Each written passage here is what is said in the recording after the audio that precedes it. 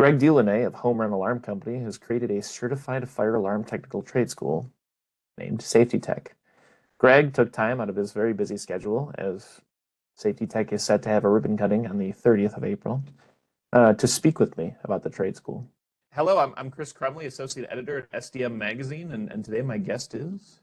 It's Greg Diloné, Dilone, and it's an accent aigu on the E. So I've been called Diloné, Dilone, and it's Diloné.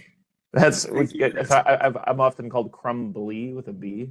You're in my backyard, basically, Yeah. and I wanted to ask you a bit about Home Run Alarm and sort of kind of an overview for people who might not be familiar.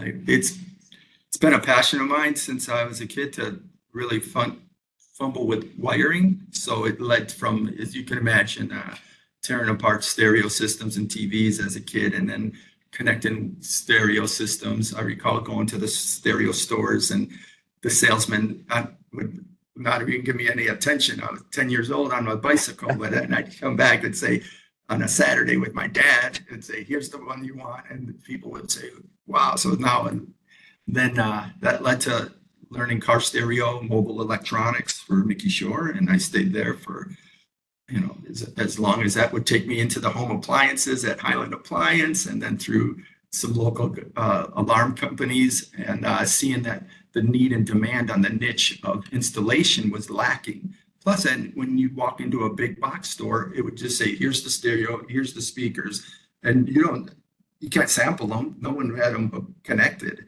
So I would connect everything in a store. So the Madre family started moving me to other locations. I became a floor plan pretty much designer. So I knew the higher spiff markets would be low, at what area to put on a display board.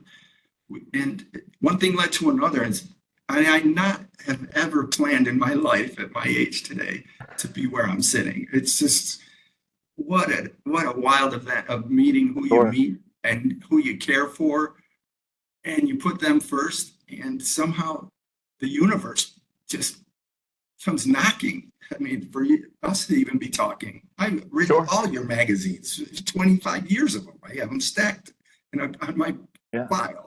Did that answer a little bit of where? Absolutely, It's not that I can tell you there was a plan, and I don't mean to cut you off, but it's still not ending, because I could be been complacent forming a Home Run Alarm Company for 25 years through grassroots, organic, building it word of mouth, one job at a time, and to where it's become. And now I opened another business, SAFTI-Tech, to license our technicians as a related technical instruction provider with the electrical division of Bureau of Construction Codes. And I get to sign on the apprenticeship applications as a bona fide technical instruction provider, and they get paid as a registered apprentice. It's like my techs, when I can develop this plan, it'll be as if they hit the lottery. And then I can put them to work and even temp service them out to other electrical firms while they gain their hours and their requirements to sit for the state fire fast test. Because in this industry, you can line up 100 fire techs. If you're lucky to find 10 of them certified with a license, and I'm told it's because they're not policing it. Well, I have to rest my head on a pillow at night. So it's not, I'm going to take that they're not policing it. It takes one time, place burned down or people die. So I've been really a stickler. I read the public acts over and over. Actually have applications in with the Fire Commission Board in Lansing. And it's for what it's worth. If I can't pass it on and pay it forward, as good as what this industry has been for me, I've tried other businesses. This is the one that has put a roof over us, clothes on our backs, and fed us. I mean, there's work right now without these cutters, and they tell me you got to hang up your tools when you're the CEO. Well, say that to a top surgeon at a MD center. they're still working. And Everybody that you ask, I feel like about the industry, they always have a very similar story that almost like the industry found them rather than the other way around. You know. it adds value to this trade. I mean, to stay with the curve and to know what's going on and keep your ear to the grindstone. And as a organic small business that we can't compare to the larger scale, but the size of the scope of the work that we have, over 7 million square footage of fire alarm properties that we monitor and service. It's pretty on a grand scale for one guy to have developed, and it was through the work. The work that sold itself. And does that make sense? Well, a phone queue, here they'll call me and they'll have my cell. They won't press zero for an operator ever. Sure. And that's the way I want to keep it. No offense to the larger scale companies, but I have not been able to even communicate with a few large corporations this week without their phone system going haywire. But segueing kind of into safety tech, in a sense, how did this come about? The acronym SAFTI is for Security Alarm Fire Trades Institute. So that's a little tongue twister. So it just became Security and Fire Trades Institute. I believe the market sold itself. You can't compare going to college for 4 years or 2 or whatever and having to pay for it and then come out with debt, as well as in some trade industries, you have to go to a different trade school in the evenings. And in the licensing act for fire alarm, you have to be in a bona fide course. So there are some online courses that people have applied to in the past for Michigan licensing. And to take nothing away from those, I went through those, but there was never a hands-on and an employment. And then as a registered apprenticeship sponsor employer, I'm not going to get rich, but the monies that the other online service providers were gaining and not paying forward to the techs. For instance, $3,500 in allowances for the tech to have tools, boots, work clothes, car allowances. And as a veteran, they get $1,000 gas card. So we've handed that over to a recent veteran who was stationed in Afghanistan, and he couldn't find work, and knowing what he wanted to do for his country and still serve. I want someone with the right kind of first response mentality so they know we're serving. It's not today like, what can you do for me? What can we do for the others? So that's our culture. So the school is the next best thing and sliced bread, if you ask me, because there isn't a trade electrical related to technical instruction provider and registered apprenticeship program that I know of, unless you can tell me different, because even applying with Lance Asher, the electrical department chief, their staff had to investigate who's Home Run's going to send their school students to. Home Run. Who's Home Run's service provider? Home Run. Who's the registered apprenticeship sponsor? Home Run. Okay, so now we kicked it off so other companies can do their coursing through us, through SAFTI-Tech. And it's a catch-22. So I will still license my employees through Home Run, but they would be a division of SAFTI-Tech. And SAFTI-Tech is a division of our of Home Run. So our webpage just went live last week for both sites that you can click on the bottom of each one to get you. So you're in a big circle. But we're under one roof. Right. You don't have to go to, X company electrical to become a journeyman and go to XYZ trade school, only an evening offered courses. So who wants to go to night school when you're raising a family a couple days a week and work all day?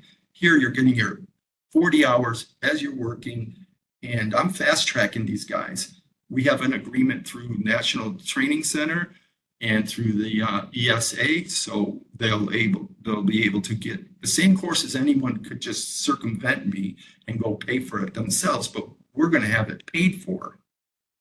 And I get a 50% reimbursement on the KISS side. So that's pretty cool to help me pay for them, because after that's cut off within the 2 years and the 4 years, they want to continue on as a ITMT, inspection test maintenance technician. They'll have a diploma with the USDOL. So they get one for protective signal installer and one for inspection. So I can feed a family or an island with just these certifications and the paperwork, and I could keep them working, or they could branch off on their own and go start their own headache, as I did.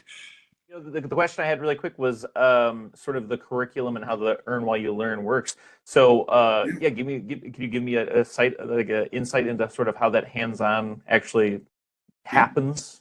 Well, through Michigan Works, we were granted a Going Pro Talent Fund in the amount of like $59,400 that would be a reimbursement fund. So the help the apprentices earn as they learn. Let's say they're started out at $20 to $25 an hour, we'll be able to get a reimbursement back for what we pay. And then to send them to the NTC or ESA courses, which are $900 each, we'll be able to get that back. So in a way, it's not as it's a credited grant that I already have the money cut out to me. I need to fulfill it within the time period. So, or we lose the money. So I think it's a win-win, because I'm not General Motors, so I'm not going to say I could bring in 8 guys, and we qualified for 8 techs. So we're on the hunt for 8. We've gone through 3, 2 have moved away. 1 is working already, and we have 1 starting next week. So we're trying to get the word out and I graciously appreciate you contact.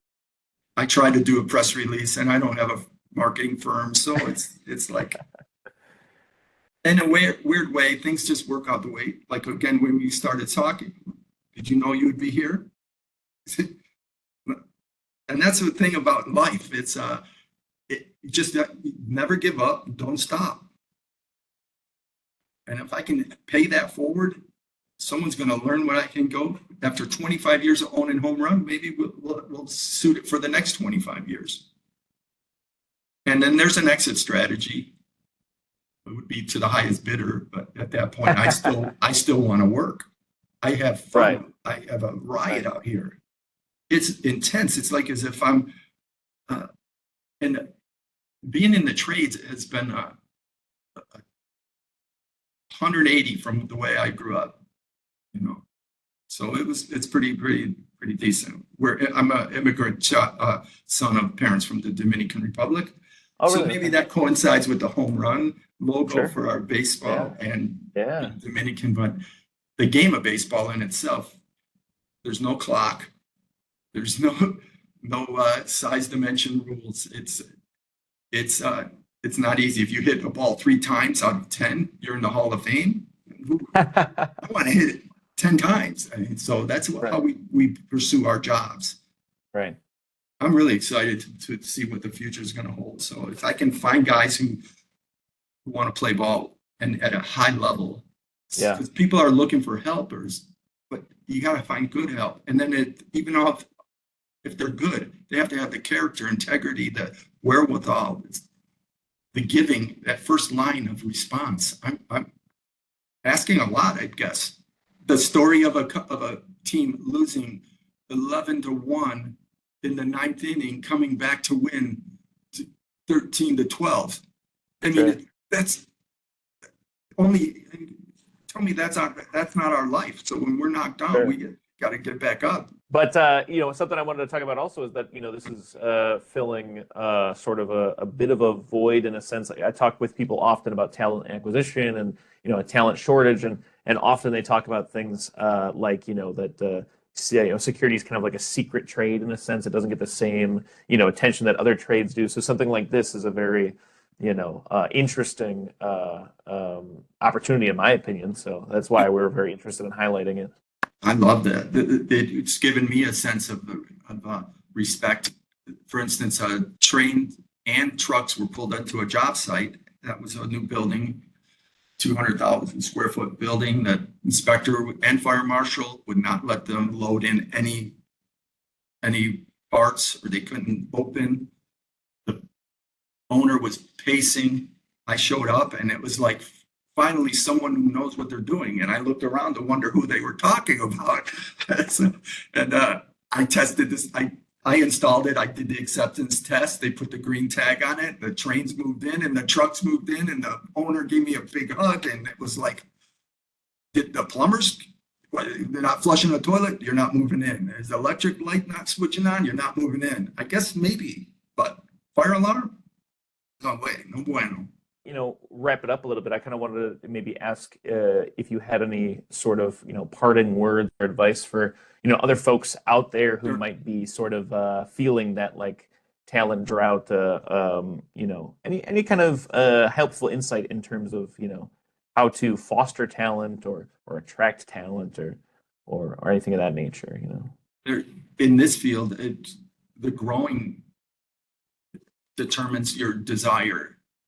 I've never imagined I would get certified under Autodesk for AutoCAD and do FireCAD designs. I submit my own preliminary shop drawings now. So I'll be at the job site following my prints I designed and knowing that if I can have someone else create in the future a division just for engineering, someone who doesn't have to be on a ladder or in the trades per se with the tools can also be involved in the trades on the technical back end, even with our new facility for shop managers or supply chain, just to order parts that come in and go or have, stay on top of it. So the talent base to try to start someone on the ground floor would be where I would hope that I can, for instance, I've worn every hat in the company.